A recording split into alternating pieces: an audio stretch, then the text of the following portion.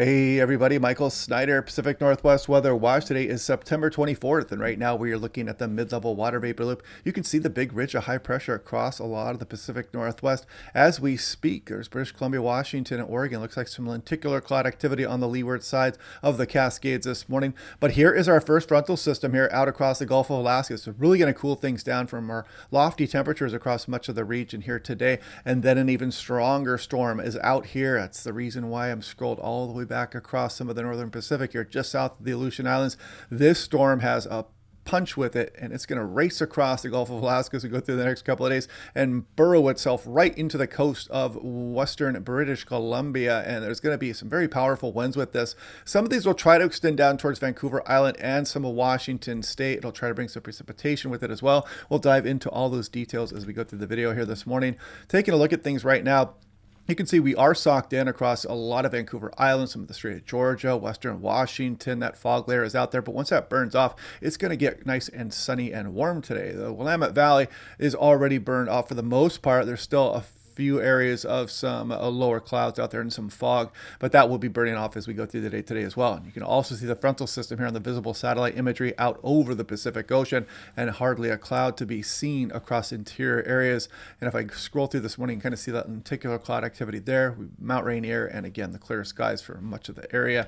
Now taking a look at what is coming for tomorrow, Ellensburg, look at this, 50, Moses Lake 45, Wilbur 50 perhaps, as we get some strong westerly and southwesterly winds ripping across the area. Anything that we light on fire out there could undergo some rapid fire spread, so heads up for that. Hazardous boatings on the lakes, maybe Moses Lake also, and some blowing dust cannot be ruled out, so heads up if you're traveling tomorrow. Highway 2, I-90, 82, anything out here, you could get some blowing dust at times, so heads up for that.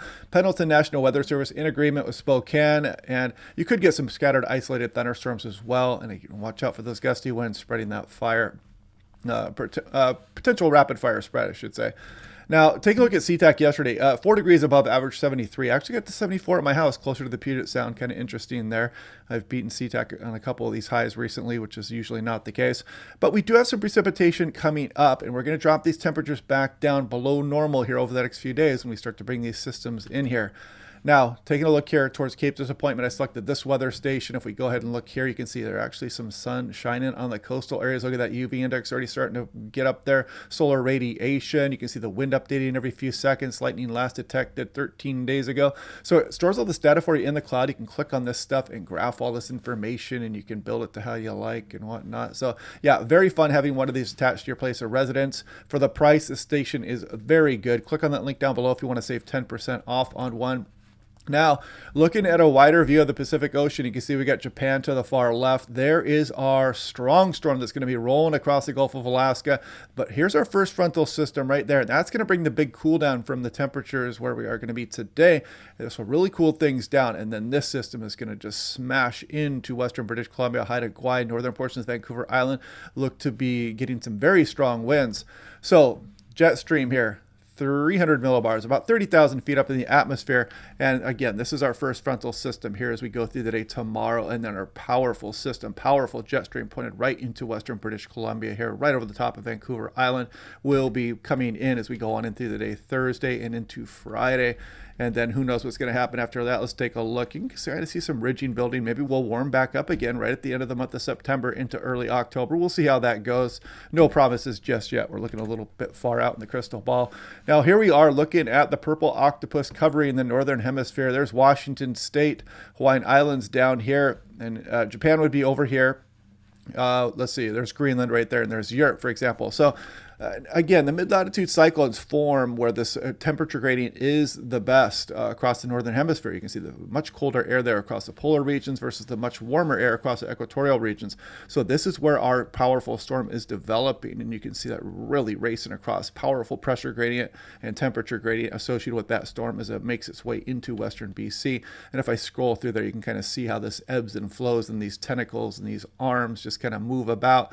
And as we get further into the fall and the winter months, of course, the direct rays of the sun fall below the equator, and we start to increase this cold air, and the gradient starts to set up a bit further south. So some of these storms will eventually be taking aim at Washington and Oregon, of course, as we go on into the fall and the winter months as well.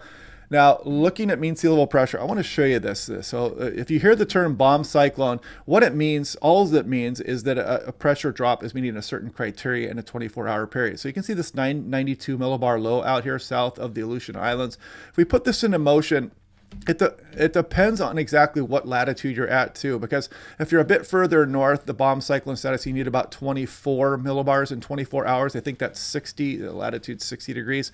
But if you go a bit further south, it's a little bit less. So for Seattle, it's like 18, 19, or 20, something's close to that. So if we look at 992 and we go out 1, 2, 3, 4, 5, 6, 7, 8, 24 hours, you can see that's pretty close right there. You're getting close to the bomb cyclone status. So if you hear that term being thrown around, it's just a pressure drop in a certain amount of time. But you can see this storm is very powerful, even for our fall and winter systems here. That is a very mean looking low pressure, and it's going to be quite an image there on the infrared satellite imagery. It's going to spin up quite nicely, and it'll give us a nice show on the satellite imagery. But you see the best pressure gradient mainly across Vancouver Island north and not across Washington. But we will get a decent pressure rise behind that system, so it will be blustery as we go on into Thursday and Friday, but probably not looking at any kind of high winds for the interior western Washington or anything like that, but maybe some gusts over 40 miles per hour for some of the northwest Washington coast as of right now. We'll take a look at those speeds here in a minute also.